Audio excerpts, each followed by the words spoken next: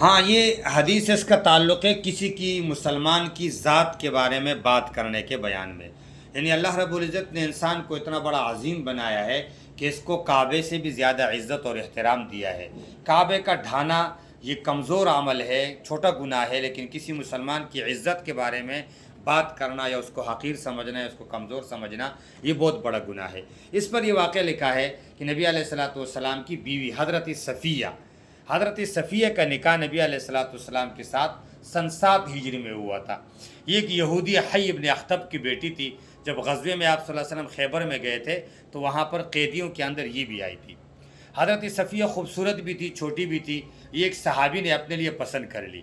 تو پھر بعد میں صحابہ کرام نے آپس میں مشورہ کیا کہ یہ سردار کی بیٹی ہے، بڑے آدمی کی بیٹی ہے، یہ حضور پاک صلی اللہ علیہ وسلم کی نکاح میں دے دیں تو زیادہ اچھا ہوگا. تو ان سب نے آپ صلی اللہ علیہ وسلم کو یہ دے دی اور باقی صحابہ کرام نے اپنے لیے اور لے لی. کسی نے باندی بنائی، کسی نے بیوی بنائی. نبی علیہ الصلوۃ والسلام نے ان کے ساتھ رات گزاری، نکاح کیا اور رات گزاری. صبح ہو گئی تو آپ صلی اللہ علیہ وسلم نے صحابہ کرام سے فرمایا لاؤ بھائی کھانے پینے کی کوئی چیز ہے تو جمع کرو.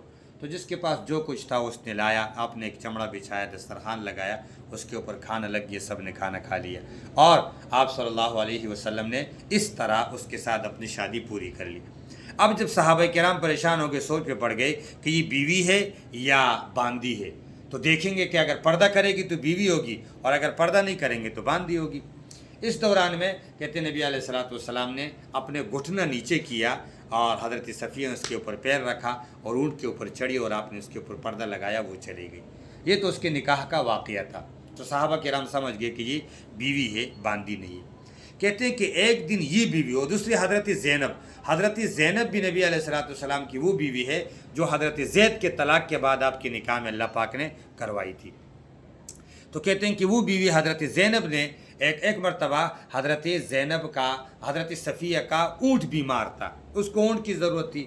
تو نبی علیہ الصلوۃ والسلام نے حضرت زینب سے کہا کہ آپ ایسا کرو اپنا اونٹ اس کو دے دو تاکہ اس کے اوپر سواری کرے. تو حضرت زینب رضی اللہ تعالیٰ عنہا نے فوراً انکار کر دیا اور کہہ دیا اچھا میں اس یہودیہ کی بیٹی کو اپنا اونٹ دے دوں؟ میں نہیں دوں گا. اللہ. نبی علیہ الصلوۃ والسلام سفر، محرم اور کچھ حصہ اور بھی 2.5 مہینے تک حضرت زینب سے اس بات پر ناراض رہے کہ آپ نے اس کو ایسا کیوں بولا. حالانکہ دیکھیں وہ ہے بھی یہودیہ کی بیٹی، اس کا باپ حی ابن اخطب یہودی تھا، لیکن آپ صلی اللہ علیہ وسلم نے اس طعنہ دینے پر، اس عیب بیان کرنے پر، اس بری بات سے 2.5 مہینے تک آپ صلی اللہ علیہ وسلم حضرت زینب سے اس بات پر خفا رہے، گلمن رہے، شکوہ کرنے والے بن گئے کہ آپ نے ایسا کیوں بولا. تو کسی بھی مسلمان کے لیے عزت کے بارے میں، اس کے بارے میں کچھ کہنا یہ کعبے کے گرانے سے بھی بہت بڑا گناہ ہے. اسی طرح روایات میں آتے نبی علیہ الصلوۃ والسلام نے کہ بیویوں میں سے کسی ایک بیوی نے دوسری بیوی کے بارے میں کسی موقع پر فرمایا کہ ایک ٹہنی ہے، وہ ٹخنی ہے، چھوٹے قد والی ہے. اس بات کو نبی علیہ الصلوۃ والسلام نے فرمایا اتنا گندا کلمہ تم نے زبان سے ادا کیا ہے کہ اگر اس کلمے کو دریا کے اندر ڈال دیا جائے تو یہ پوری دنیا کا پانی کھارا کر دے. تو اس طرح کی کسی بھی مسلمان کی ذات کے بارے میں کچھ کہنا یہ بہت غلط ہے، ناجائز ہے اور بہت بڑا گناہ ہے. اس سے اجتناب کرنا چاہیے. اللہ پاک بچنے کی توفیق عطا فرمائے.